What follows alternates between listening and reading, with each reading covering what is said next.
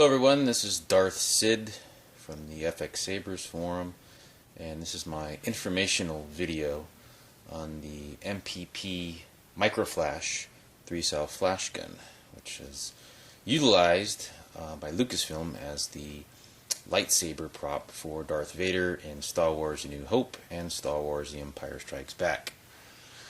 This is a vintage unit. I acquired this actually fairly economically at a garage sale. So these typically go for, at least last time I checked, about $600 to $700 on eBay if you can find one. They rarely pop up for sale.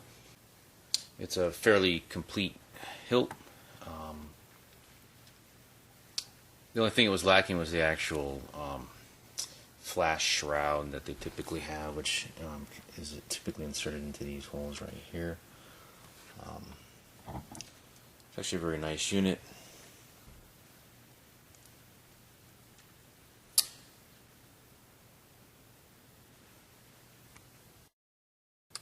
Now, just to talk about some of the details on this. In the original Star Wars A New Hope, these sidebars right here are actually chromed, so that is actually a variation on this particular model flash gun right here. The sidebars on the top and the bottom here were actually chrome in A New Hope, and they were black in Empire Strikes Back. Then the original movies, this was actually broken, this clamp right here, the box piece on it. And what they actually had to do was they used either flathead nail or a screw inserted in here. That's why in the replicas you actually see this larger sort of a screw in here.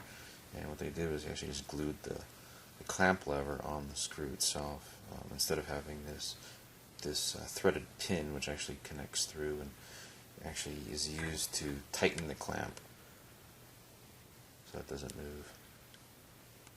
To basically turn this into Vader Sabers, they actually remove the Precision Products Microflash nameplate from the hilt. They actually, since these are actually riveted in, they must have drilled these out. The thing they did was they added a D-ring to the top of the shroud. They drilled a couple holes in here and added a D-ring. One thing you'll notice on this particular one, it has the two-step shroud right here, which according to what I've read wasn't used in the movie. This is a variation on this particular model. I do happen to have a vintage one-step.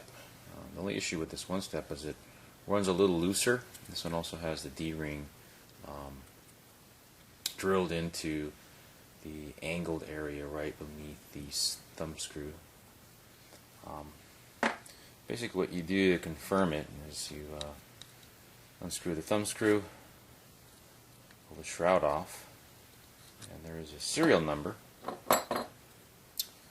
underneath the shroud, and this particular one is 1479. Pommel. Go ahead and unscrew that so you can take a look. Really takes a while to unscrew this. It's kind of difficult to see now because it's dark, but it's essentially what the pommel looks like. The thing they did to add some bling to the saber was they, here on the box side of the clamp, they installed an LED display bubble type lens from a vintage calculator. And here's the calculator that they used to basically provide the bubble lens. This is an Exactra 20. They also could have used an Exactra 19. They're still not sure which model they actually used. So basically what they did was took apart the calculator. They just unscrewed the bottom of it off.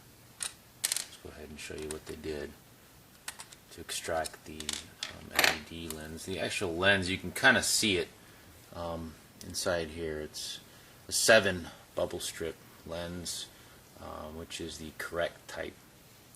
Most of the older or the later models used, I think, an 8 bubble strip. So you basically just remove the back. This calculator was released in 1974, and what they did was they just took the bubble strip here and removed it, and basically what you see is this. They used the bubble strip from the Exactra 20 in both the A New Hope Vader, the Empire Strikes Back Vader, and this is the same bubble strip that they also used in Luke Skywalker's Graflex lightsaber from A New Hope. But before you can actually use this in the MPP, you actually have to cut it down. Now the MPP bubble strip that was used in the movies only had 6 bubbles. So what they did was they actually cut it down and cut off one bubble here, and they cut off at this point right here, until you basically get this. So here's the cut down Vader Exactra 20 or Exactra 19 bubble strip. And then what they did was just loosen that up a little bit, and basically what you do is you slide the bubble strip in there like that, and then you just tighten it down. And there you have the Exactra calculator LED bubble strip installed in the MPP, just like in the movies.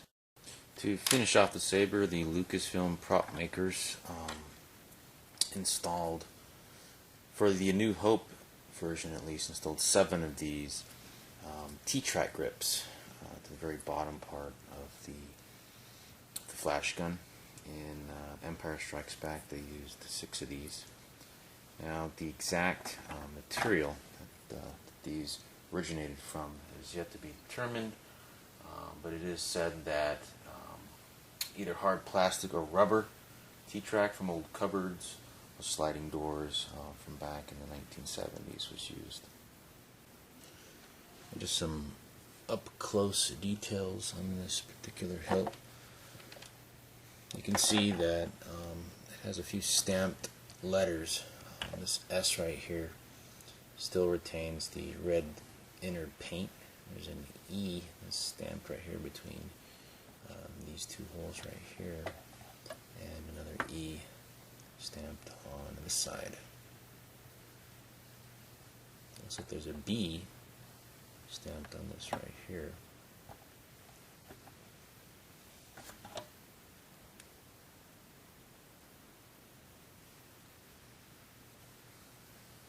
It's said that in A New Hope there were 2 versions of Vader's MPP saber, and one version actually had the black sidebars.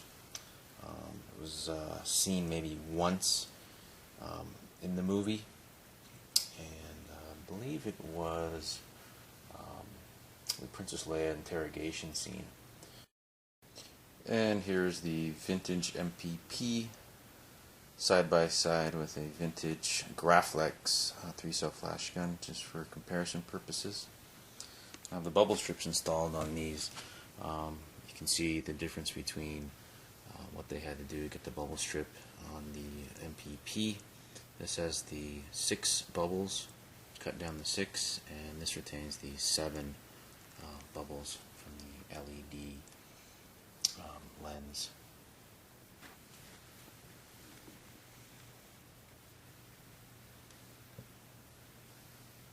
Now, I actually positioned the clamp the opposite, just for comparison purposes. It's actually on the other side, and the clamp lever's on the bottom part of the saber.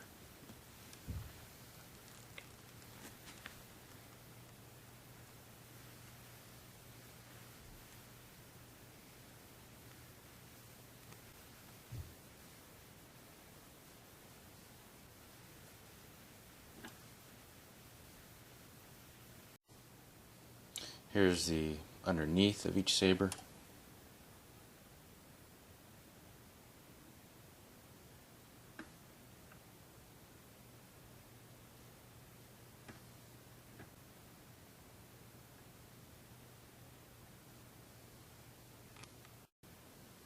And just for comparison purposes, here are 3 versions of the MPP. This one is the original vintage version.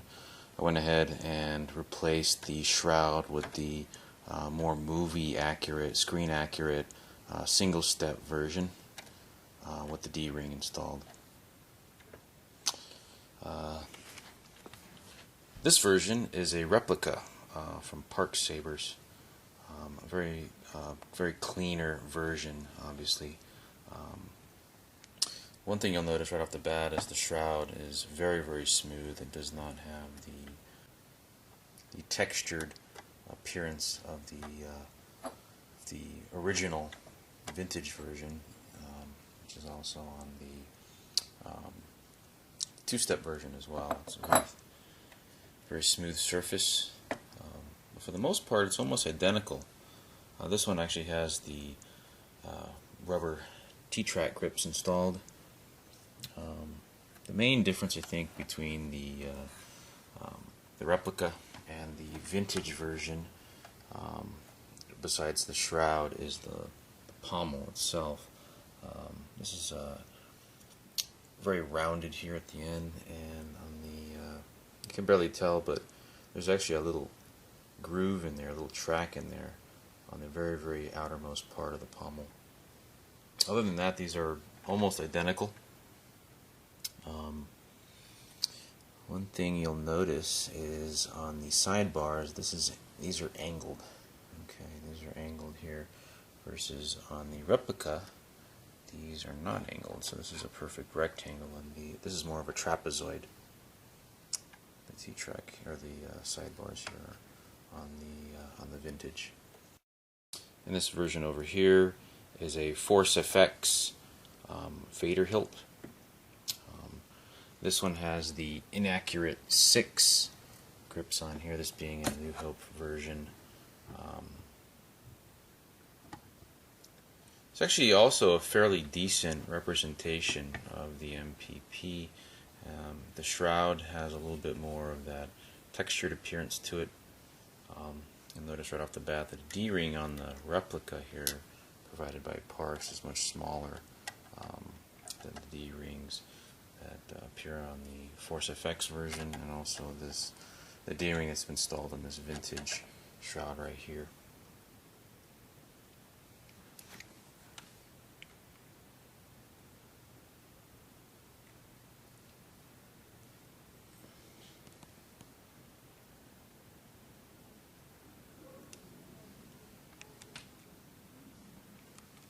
You'll also notice some differences in the shroud as well. You've got this thumb screw on the vintage. There's a thumb screw on the replica, and the thumb screw on the Force FX hilt.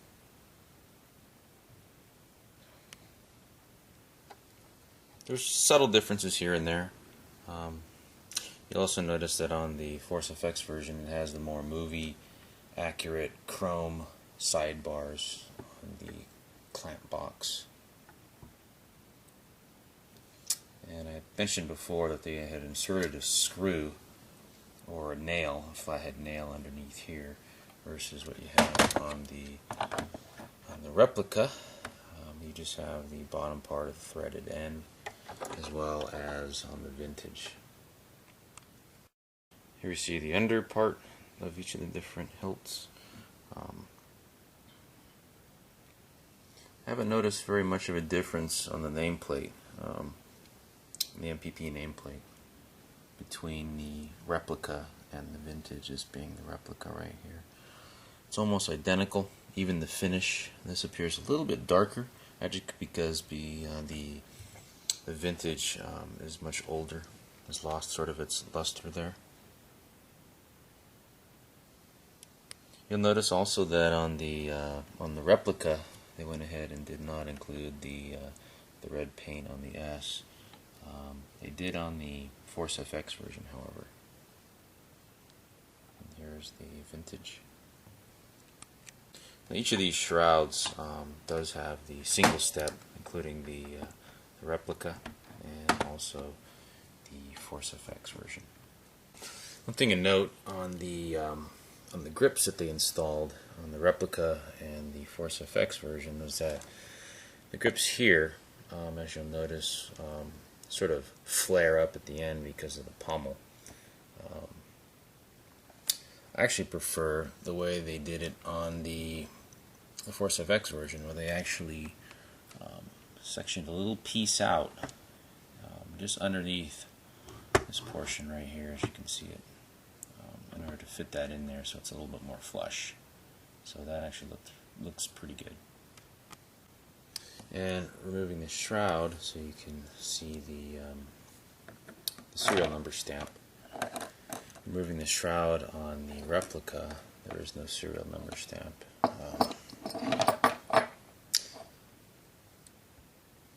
So if you're looking at purchasing one of these, you might take note of that. There is no serial number stamped anywhere on this, on the replica. The clamps are almost identical.